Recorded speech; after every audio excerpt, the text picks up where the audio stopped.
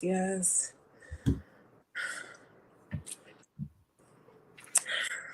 And we are live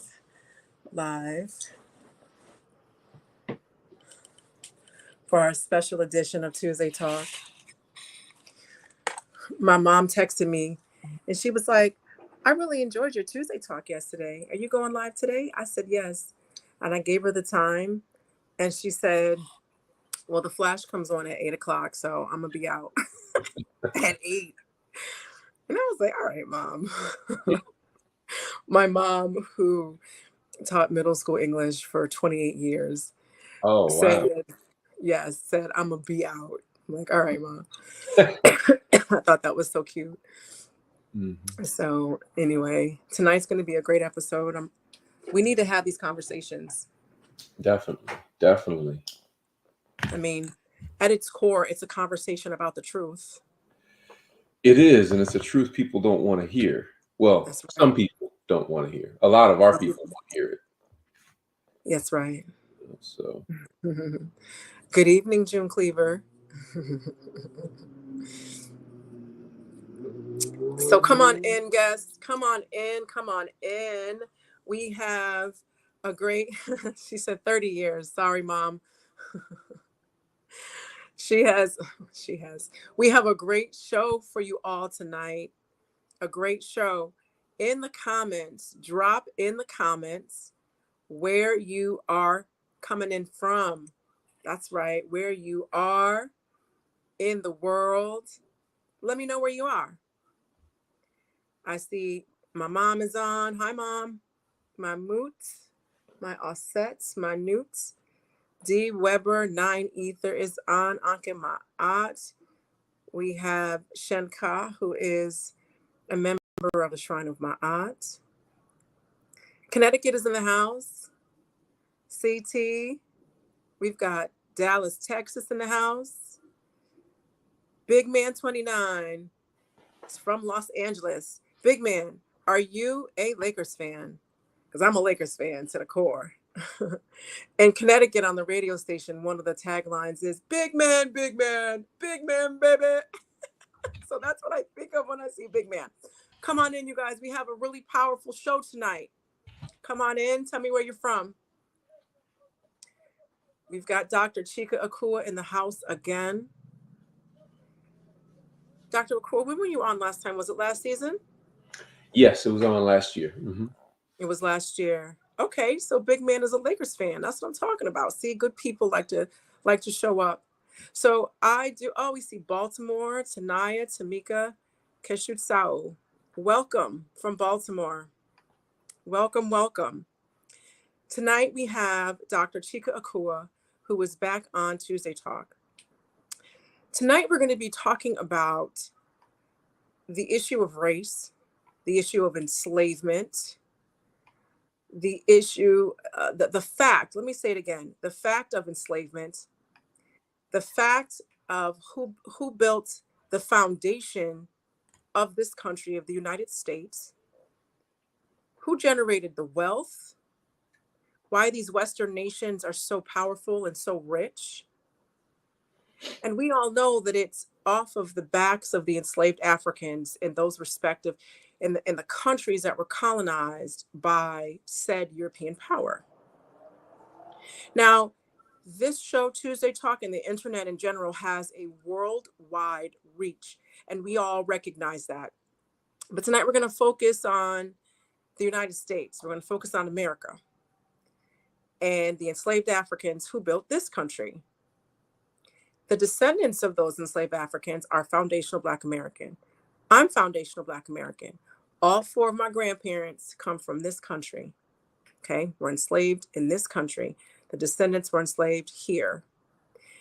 And the United States being such a superpower, we have to look at the roots of that power.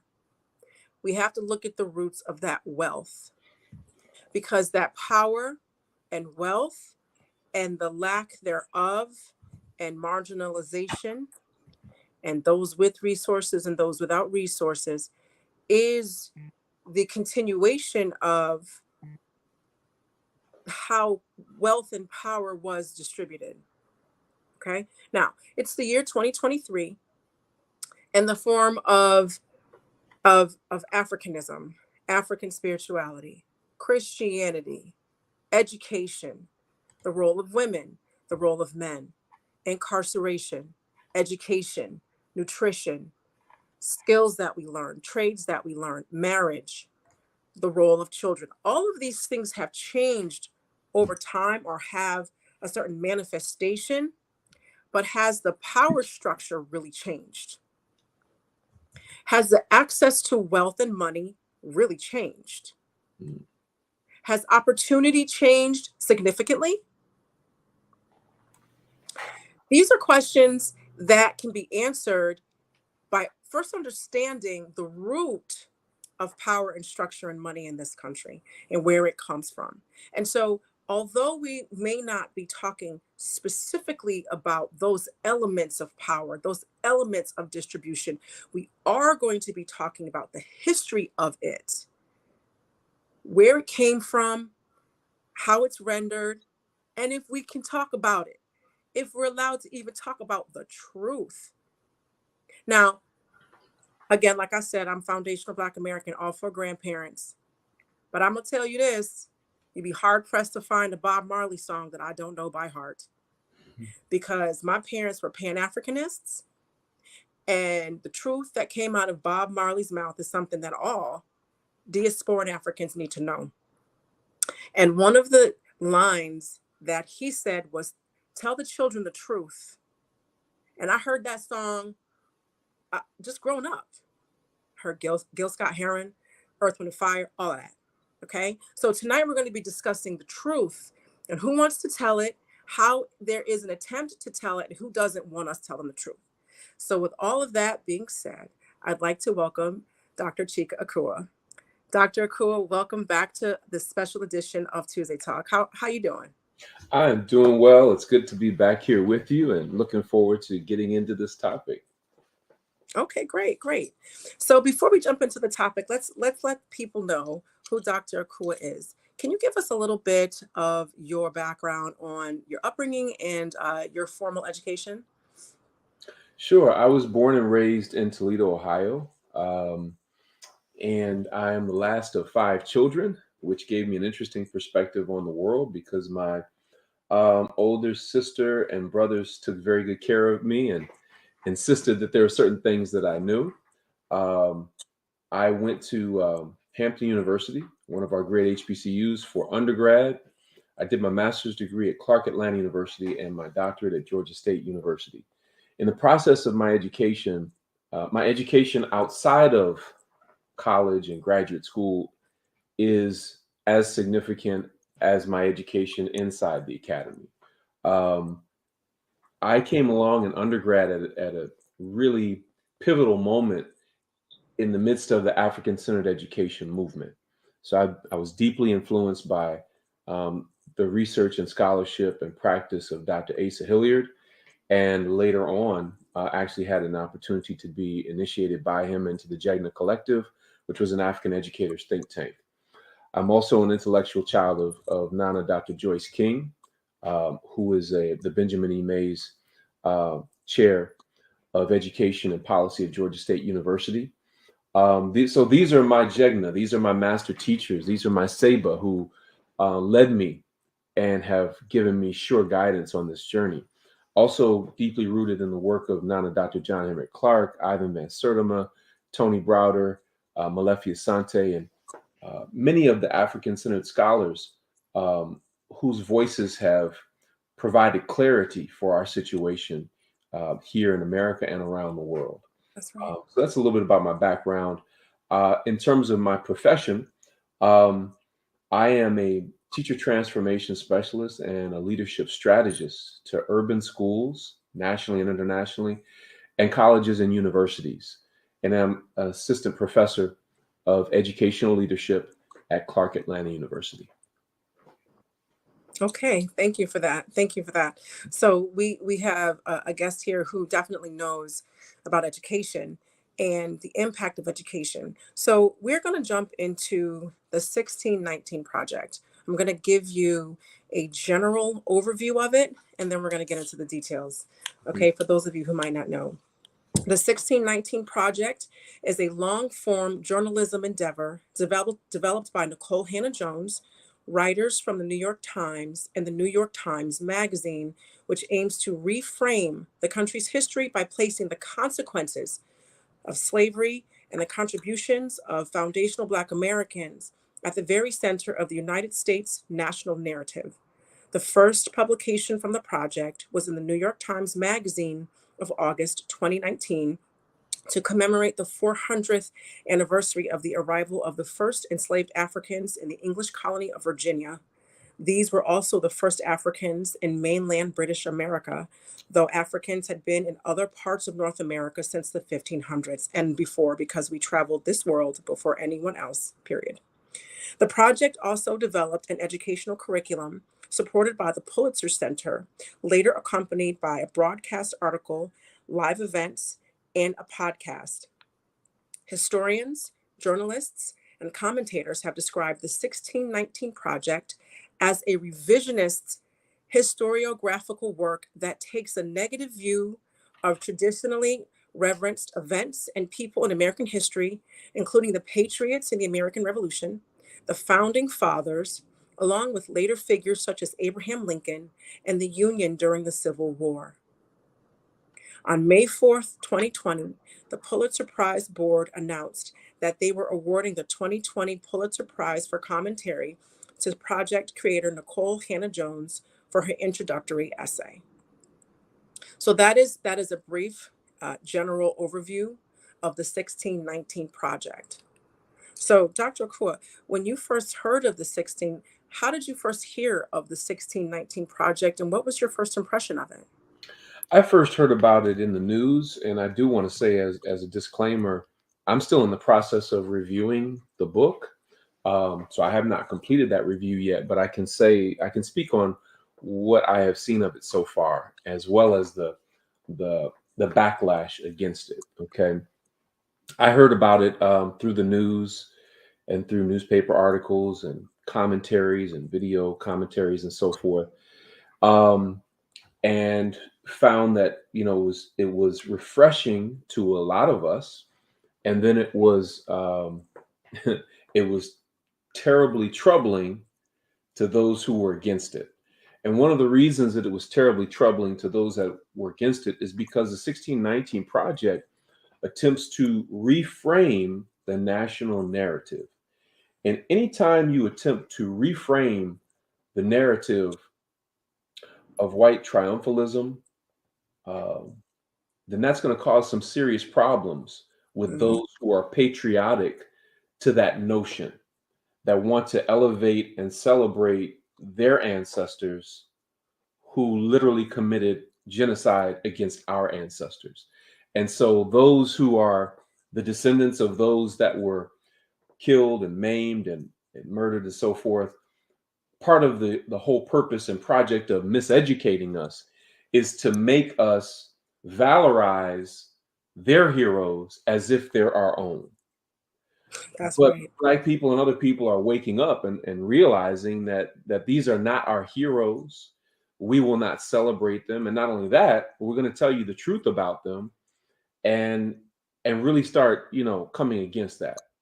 But as I said, anytime you try to reframe the national narrative of miseducation, you're going to run up into some serious problems.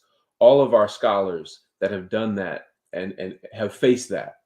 But I do want to say that Nicole Hannah-Jones and the scholars that she has organized, she certainly paid the price for publishing this piece, to the point of death threats and all sorts of unthinkable things. And so we definitely want to, congratulate her and thank her for the efforts that she has made to put this out into the public, to help us to better understand the origin of things. And I think in reframing the founding of the United States, taking it back to 1619, puts the onus of our enslavement, even more of it, on the nation, and sets up an even greater conversation for reparations. And I think that's one of the big fears as well. Mm-hmm. They're ultimately going to be held accountable for what their ancestors did and for what they continue to benefit from. Hmm. So, it's interesting. When I was preparing for this, I thought about reparations as well, because by acknowledging the consequence and benefit of enslavement, and by acknowledging who benefits and how this country has this intrinsic power built into everything that makes up the United States, including the history that is taught or continue to be taught, in our schools. If there's this acknowledgement of what enslavement was and its consequences that still permeate today, it's like a linear line going forward to the present, and going directly to reparations. Because if you've wronged a group of people so deeply, so economically, so culturally, so historically, there has got to be some reparations to that, especially since there are other examples of reparations that the United States has paid to groups of people when they've been wronged. Mhm. And right, and so reparations is definitely something that is being spoken about more in today's conversation, and making an acknowledgement of this piece lends itself to, hey, well, reparations is right around the corner if we acknowledge all of these things as well. Definitely. It's unavoidable because when you look at the fact that America has paid reparations to just about everybody else except us.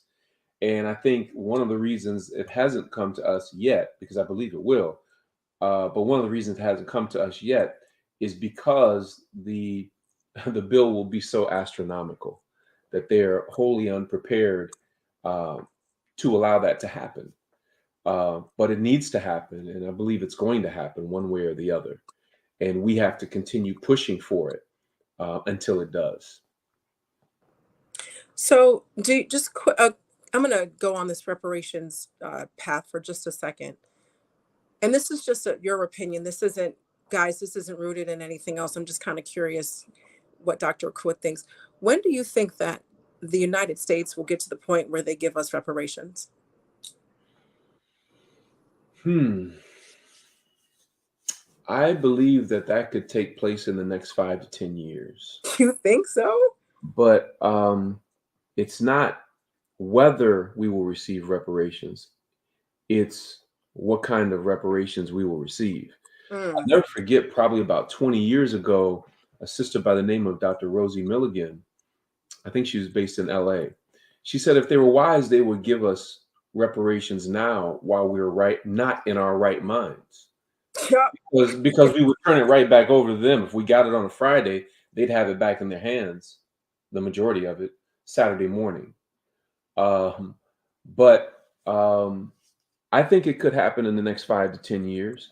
I mean, I remember when I was a middle school teacher in the 90s, I used to tell my students who, particularly those who said they wanted to be an attorney when they grew up, I told them that by the time they grew up and had the opportunity to go to law school, reparations would be an issue that was kind of front and center, and that they should be prepared to argue for it. And here we are now, and many of them are adults in their 30s and 40s and so forth. And now it's more of a common conversation. And we're in the process of making sure that it continues to be a common conversation, and even more so, one that politicians have to answer to. Hmm. I agree with what you were saying. I didn't think you would think 5 to 10 years. I personally don't think that we'll see it in our lifetime, and because the there's this fight to keep America white. There's this fight to keep the American mind white, Hmm. even if America isn't white. Hmm. And as white people around the world have about 300 years left on the planet. There's a fight to stay in control of the planet. And even though there's this number of 300, when you look at white, what's white? I see some white folks who have curly hair. They got a nose wide like my daddy.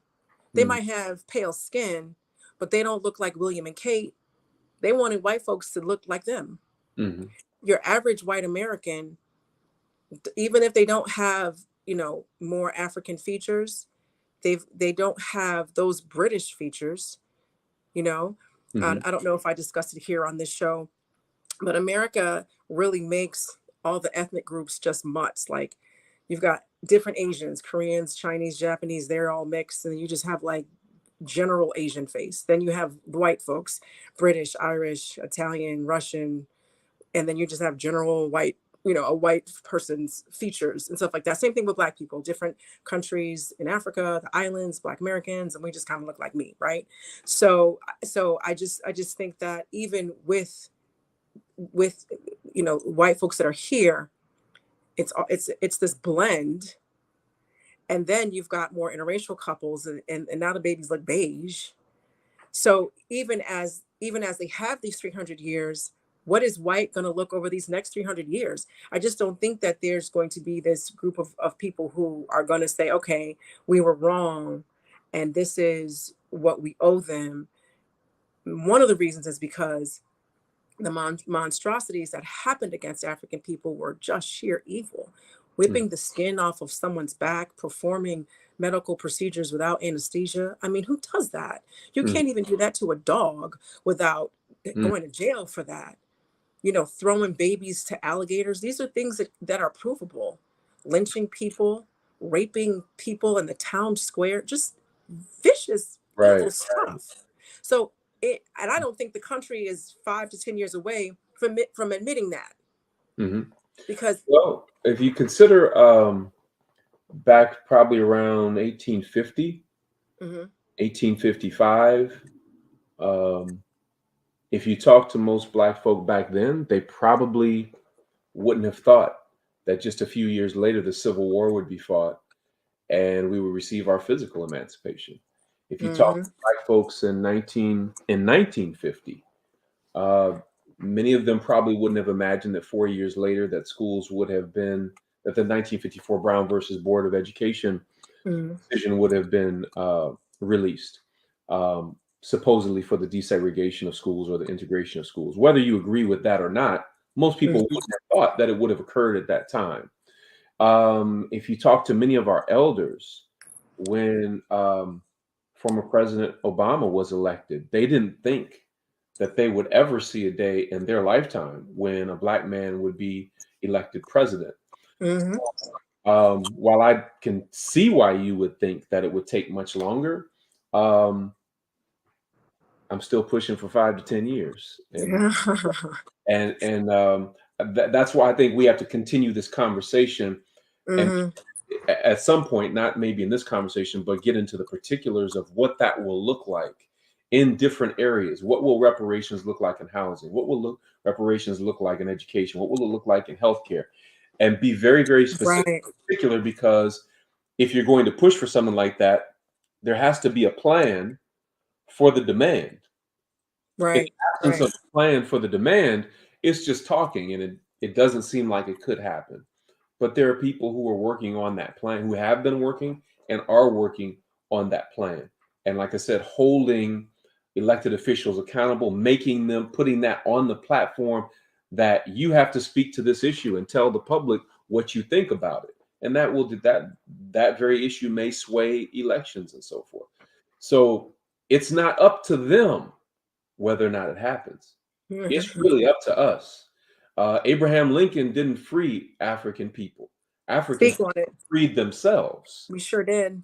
We were the impetus behind the passing of the Voting Rights Act. We were the impetus behind every major progressive movement that took place on our behalf. It wasn't them, it was us. There may have been some of them who came along and gave assistance at some point, but we were the impetus. Mm. You know, in giving that historical timeline, I could see how reparations is closer than we think it is. And I have a couple comments in here. And again, we should probably just have a separate conversation on reparations. Jason Holmes said Gucci and Louis would get it all back, which is basically what you said. While we still out here buying Louis and Gucci and those eyelashes and following every trend that's on Instagram, and fighting amongst foundational Black Americans, Caribbeans, continental Africans, just distracted by just nonsense. And Give that's us why the money now we have to be ready to receive to it. receive it. And Mhm. and until there's a shift in the frame of mind and knowing who you are, it would be almost detrimental for us to get it, because we're gonna give it right back. And then where would we be? You Yeah. know, and again, like I said before, having Pan-African minded parents and growing up like that, when I hear Africans, continental, Caribbean, Latin American, and foundational Black Americans arguing, I just want to beat them all like I'm their mama. Like, what are you doing? This Mhm. is dumb. Why are you being distracted by like the carrot that's dangled in front of you? Like, that's just it just doesn't make any sense to me, you Yeah. know.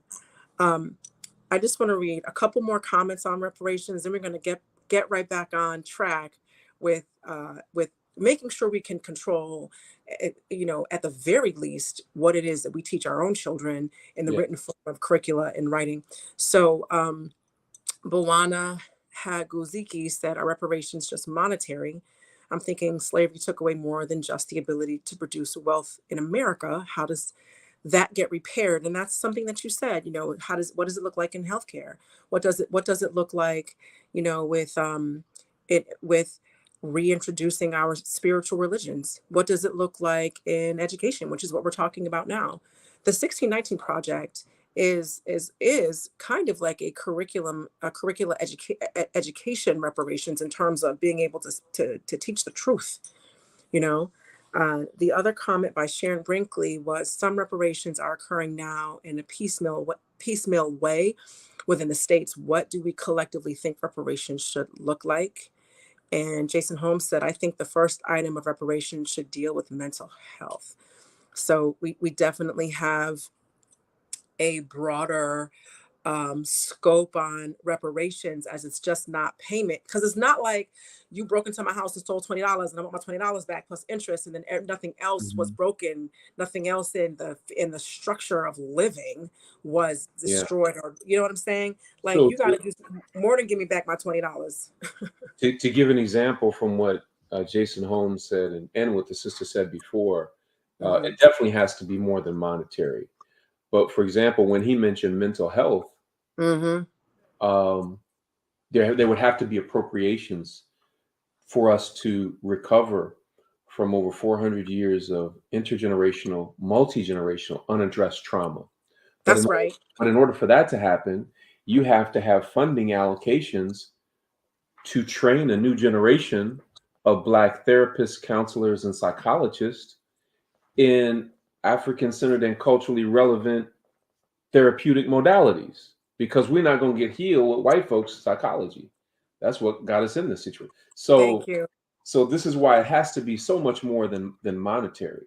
It has to address a number of different areas, and that's why we need scholars and community members from all these different walks of life to begin to weigh in on it and so forth. And yes, it is happening in some places, as Hmm. Sharon says, in a piecemeal way. You've got it going on in Asheville, North Carolina, um, in Evanston, Illinois. Hmm. California is having hearings about it. But in Evanston and Asheville, it's already, reparations is already taking place on a local level, but it needs to occur on a national level, and that's what we need to talk more about.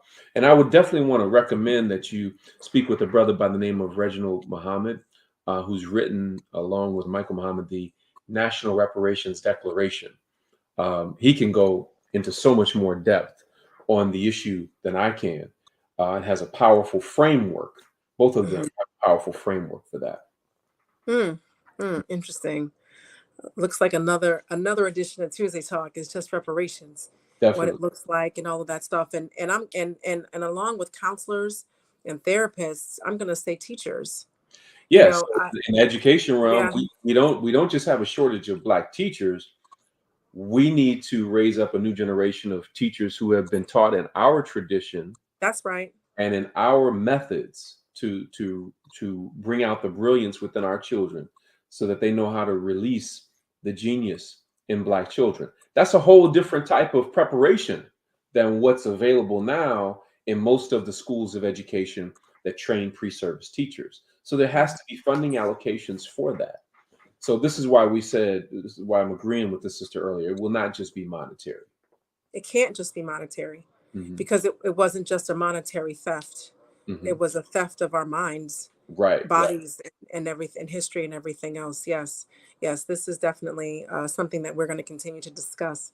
So getting right back to the 1619 project, can you give us some of the information that you've studied and that you know of the 1619 project, and why is this particular this endeavor is so important and so controversial?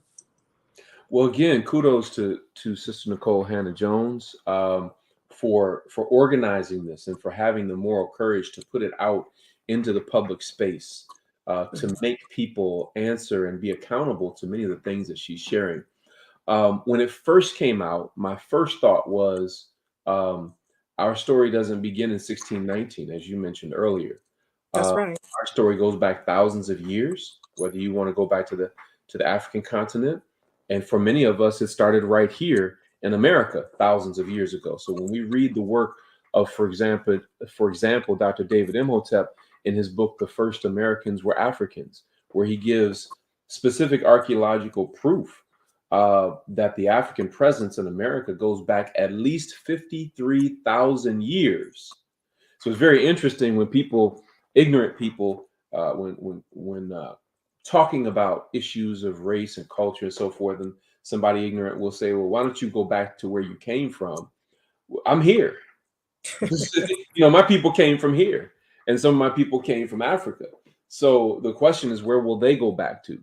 So that was Yeah. the first thing that I thought of when I saw the title, the 1619 Project. So our story doesn't begin in 1619, but Mhm. I understand and appreciate what she's trying to do in reframing the national narrative that America didn't begin in 1776 with the signing of the Declaration of Independence. All of the elements of what makes America America were going on back in 1619, That's right. when those first, I think it was 20 Africans were brought into Virginia at that time, in that dispensation of time. We know we were here already and we were here thousands of years ago, but at that particular time. So I appreciate what she's trying to do to reframe the national narrative and Mhm. look at it through the lens of critical race theory. Um, but we've known even before there was such a thing called critical race theory, about the inequities and challenges that we were facing. So I think it's a project and a book that needs to be studied. I understand there's even a program on it now, Okay. on one of the streaming platforms.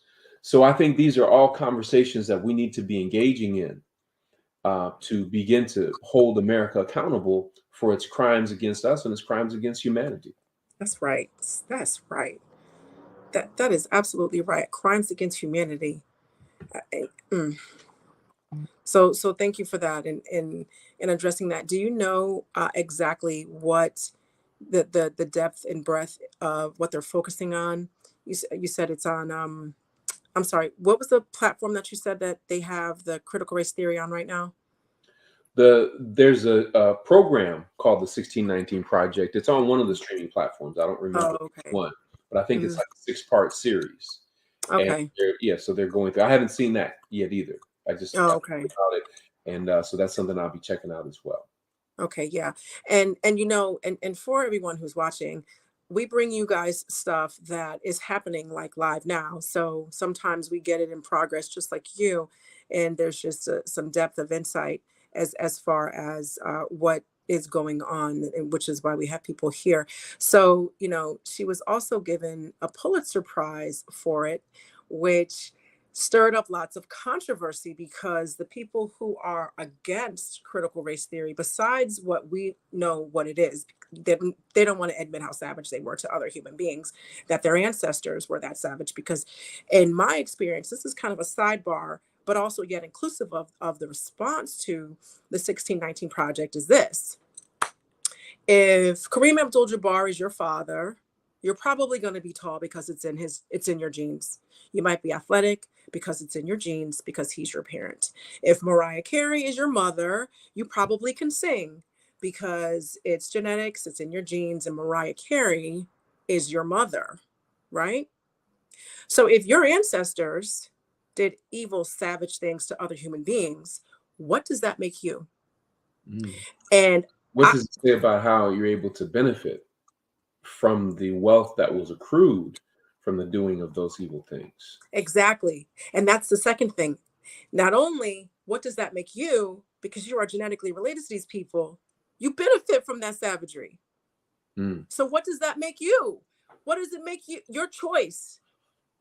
Because you can't help who your parents are, who your people are. You also can't help how you benefit from certain things. But if you aren't taking the time to say, I benefit from that, how am I going to adjust my life so that I don't continue to contribute to that? And people don't ask themselves those questions. That to me, in my opinion, those truths are what a lot of people, the overwhelming majority of people, are running from. What does that make me? I'm Right. genetically related, and I've chosen to stay involved by benefiting from it. It causes cognitive dissonance, Mm-hmm. psychologists tell us, and that is where you have um, a very high opinion of something, and then you find out information that contradicts your high opinion Mm-hmm. of that thing.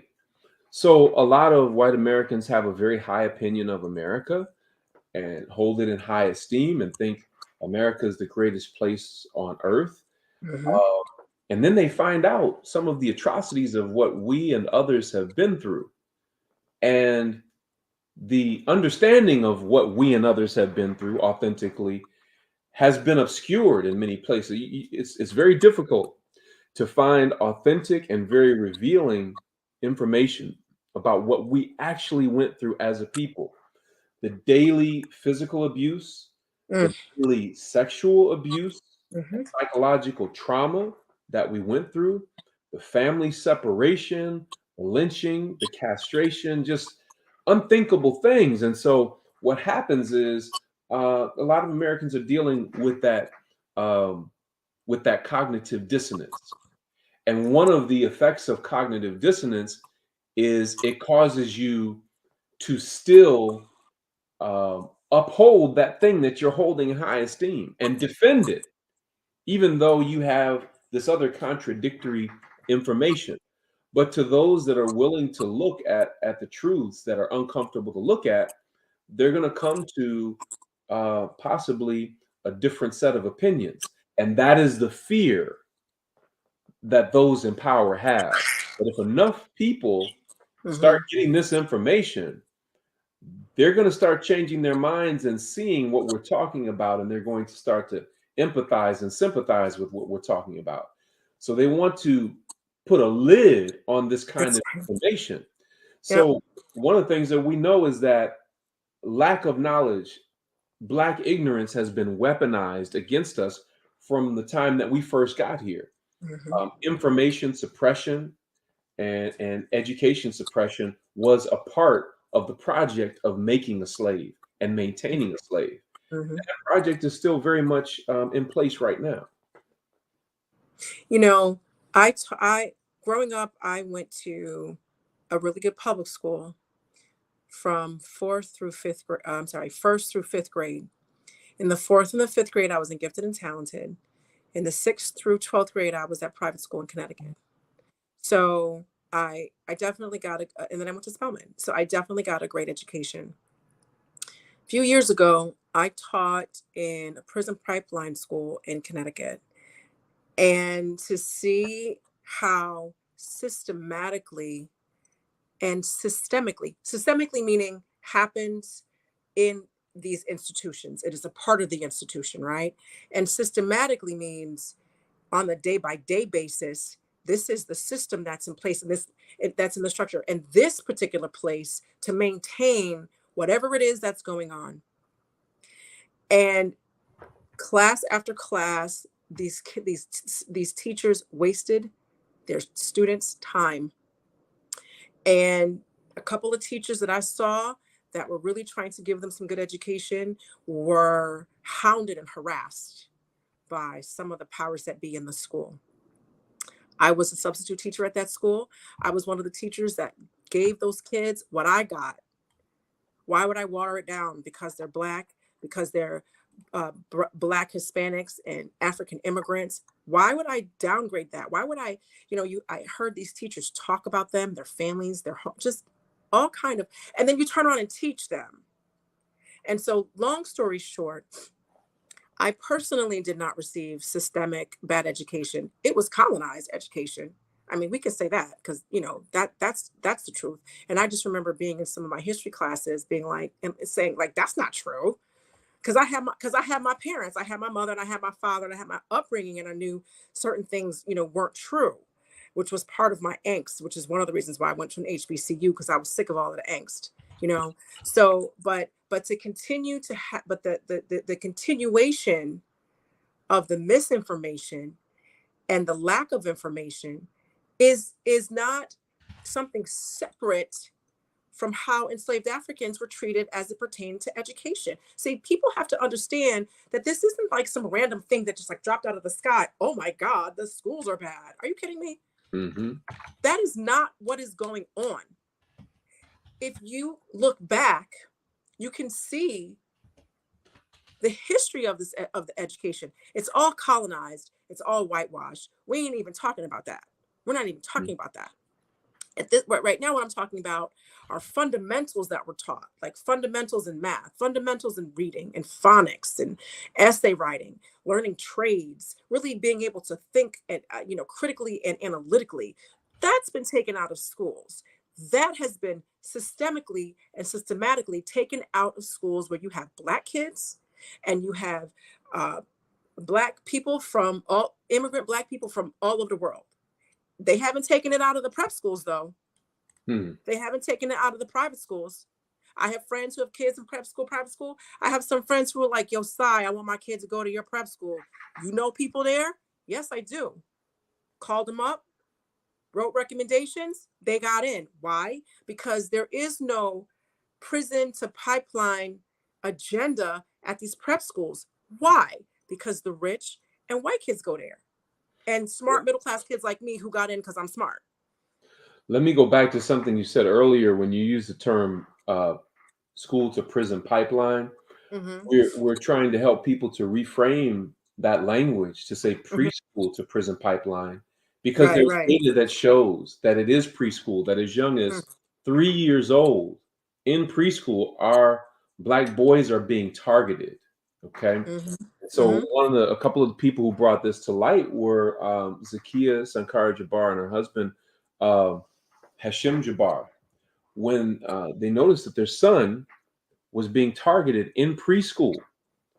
And Zakiya, had the presence of mind to start doing some research about, she was told that her son needed to be tested after 3 days, and he's 3 years old.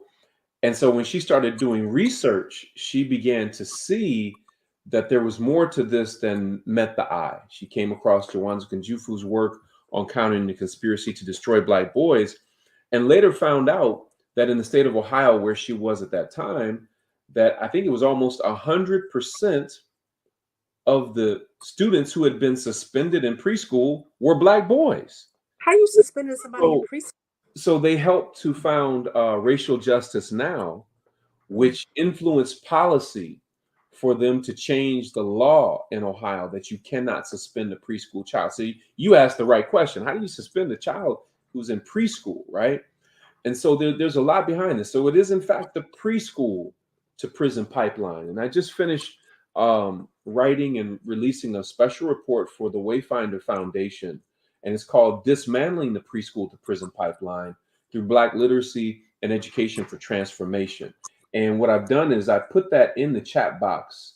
I think it's so that you can see it. So you'll have to make it available to everyone else. Yep, it's right there. Yeah, if you go to wayfinder.foundation, you can download that report for free.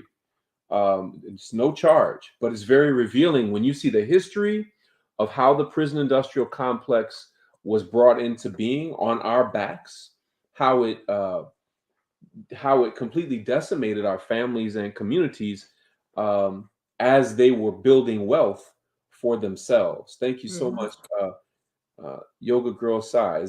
That's somebody else that posted that just now? No, that's me. I That's teach you. yoga, Okay, yoga girl I'm Sai. sorry. That's Okay. okay. That's Yeah, me. so definitely please circulate that. We literally just released it this past Saturday Mhm. in Washington, D.C. And we're going to be going around the country and having these forums in communities around the country to inform our people of what's going on. But again, everything that we've been talking about, and really everything on your show in general, is information that we are not supposed to know, Mhm. and that we're not even supposed to desire to know or even know that it exists, given the level of miseducation and brainwashing that took place during and after our physical captivity. That's right. Yeah, so the purpose of our miseducation was to take us so far away from these cultural realities that we wouldn't know and wouldn't want to know. There's an African proverb that says, not to know is bad, but not to wish to know Mm. is Mm. worse. Yep. Right? So I'm not going to call anybody out in my life, anybody Black who doesn't wish to know.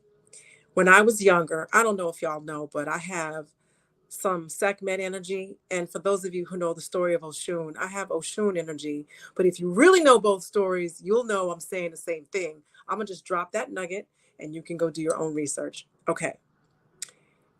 Grow again, Pan African parents. I always knew Santa Claus wasn't real. I always knew Jesus was Black. And I always knew Africans were the first people on the planet. I knew that so early in my life. I do not remember my parents telling me. I just knew it. Of course, you're not born knowing anything, but I just knew that. Okay.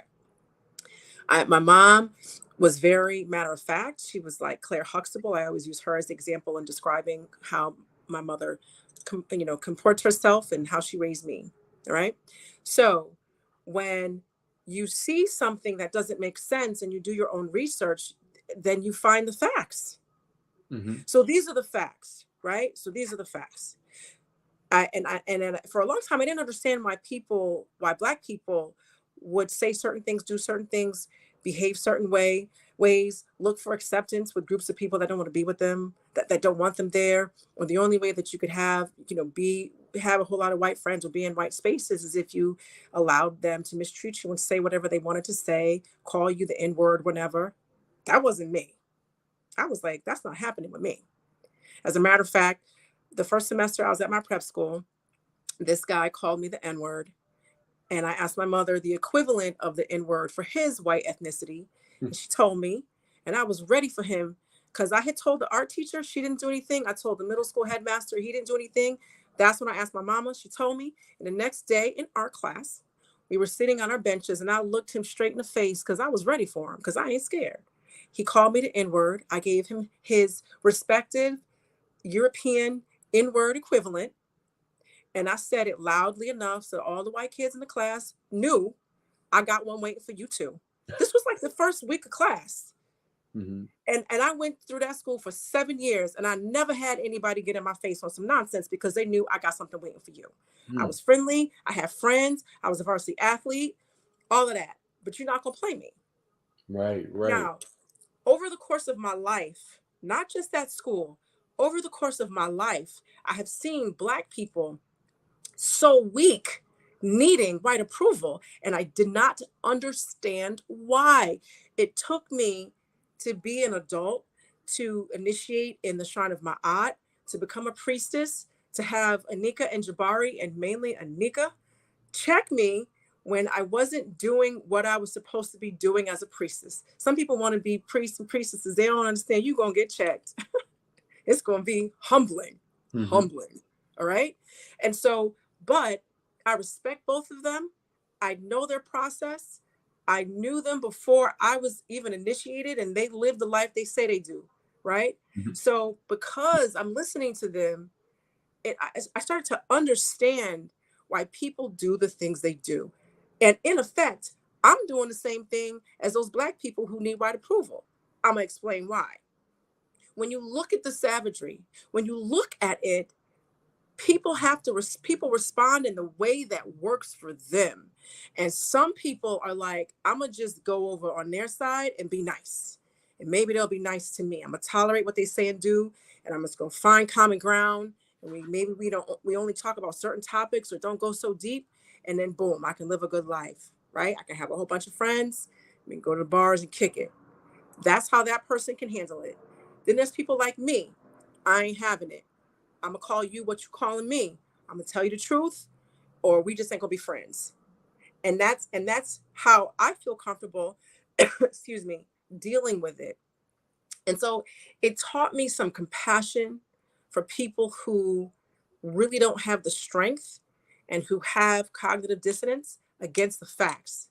However, they are not absconded from learning about themselves, learning the truth and acknowledging it, because at a certain point they're perpetuating it. They've provided this spongy, cushiony, like safe pad to continue to do it. They're a part of the problem.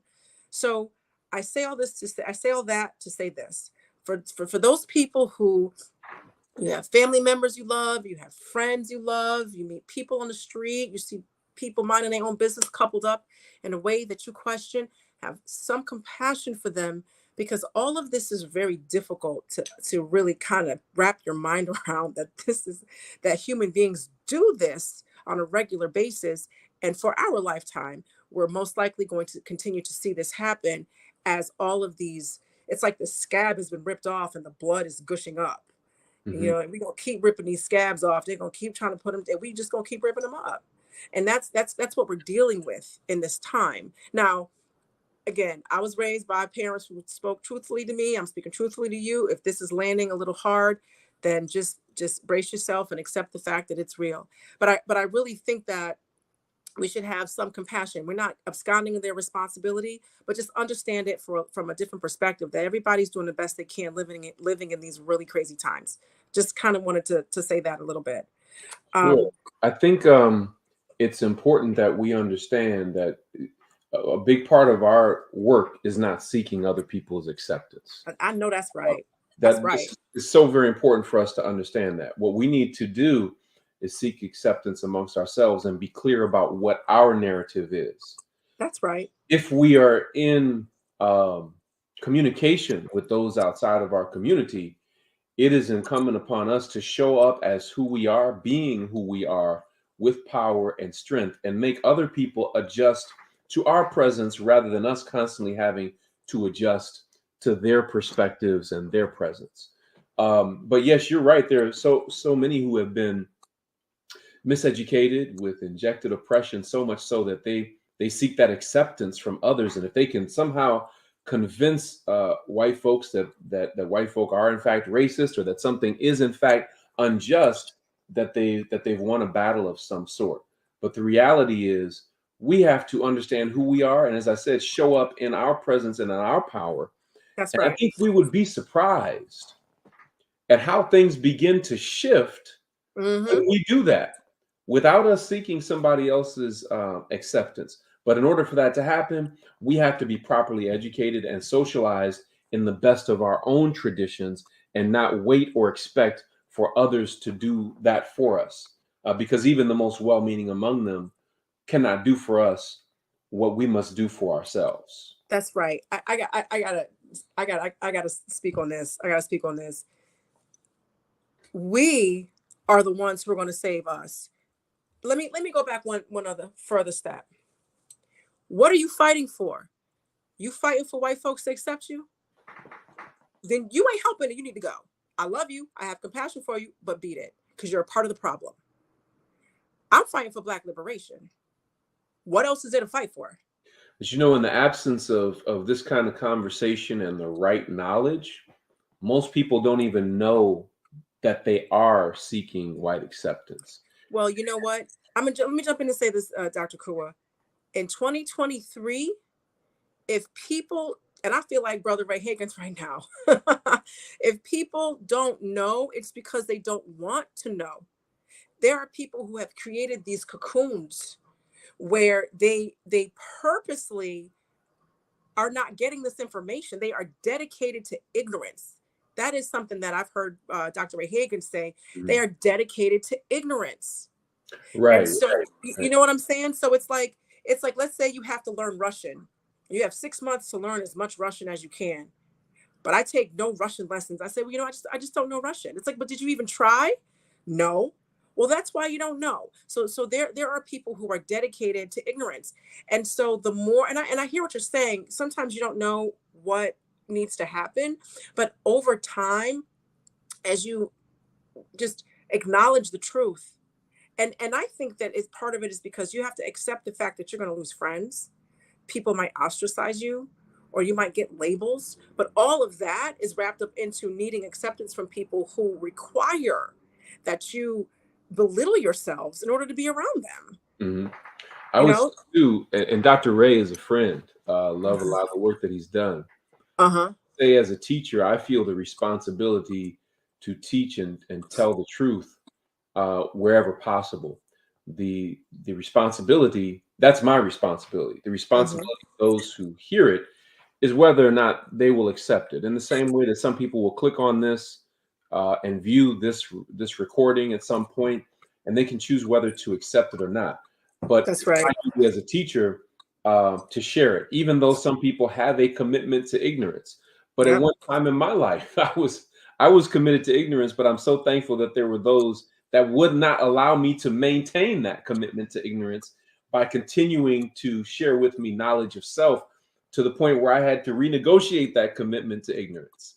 So that's my perspective as a teacher, is that we're always trying to put out the information that will tap the Hmm. spirit and touch the soul and make a person see things from a different vantage point, and hopefully that it will make them change and transform their lives. Sharon Brinkley made a point that I think we should mention. It's right in line with what we're saying. She said, I don't think it's that simple. Like we said earlier, mental health is an issue even for the educated. So that's a good point. What kind of mental illness is it when you seek approval from your oppressor and don't want to learn about yourself? So that's kind of a rhetorical question that I'm just going to leave for all of us to think about. I want to get into the project that you're working on for the foundation. Can I go over the table of contents that's in it, and can you give us some information on what that's about? Sure, sure. As you look at the table of contents, what you'll first see is intersections about illiteracy, incarceration, access, and opportunity gaps. We use the Mhm. term access and opportunity gaps to replace the notion of achievement gaps. All over America, you'll hear schools and school districts talking about achievement gaps, the supposed gap between Black student achievement and white student achievement. The languaging of it, calling it an achievement gap, is problematic because we're not interested in the gap between white student performance and Black student performance, especially when white student performance is mediocre or submediocre at best. So we're not trying to be equal to mediocrity, right? That's Uh, right. if there is the gap is between where Black students are now and Black excellence. That's the gap that we're trying to close. So when people talk about the achievement gap, it obscures attention away from the access and opportunity gaps. The fact that Mhm. Black children don't have access to quality schools that are properly funded with certified teachers in the core areas of math, science, social studies, and language arts and reading, right? Mhm. They are least likely to be placed in advanced placement courses, as you were. They are most likely to have a teacher who's white and female. So all these different kinds of things are problematic. So not having access to qualified Black teachers, to properly funded, equitably funded schools, with not having access to culturally relevant and responsive and/or African-centered education, all of these constitute access and opportunity gaps, and we talk about that in the first section. In the second section, it's literacy and education on the plantation. And I reframed the conversation by saying what we're now calling the preschool to prison pipeline should really be seen as a plantation prison pipeline. Because once the Civil War was fought, and Africans were emancipated, and then the 13th Amendment was passed and so forth, the white terrorists, unified very quickly and rallied to make sure that they would be able to find those captive Africans and recapture them, because they still needed a labor class to produce their cotton and their tobacco and all of their other cash crops and so forth. And so they did that by creating a plantation to prison pipeline. So we talk about that and how that plantation to prison pipeline is really what led to the creation of what today we call law enforcement.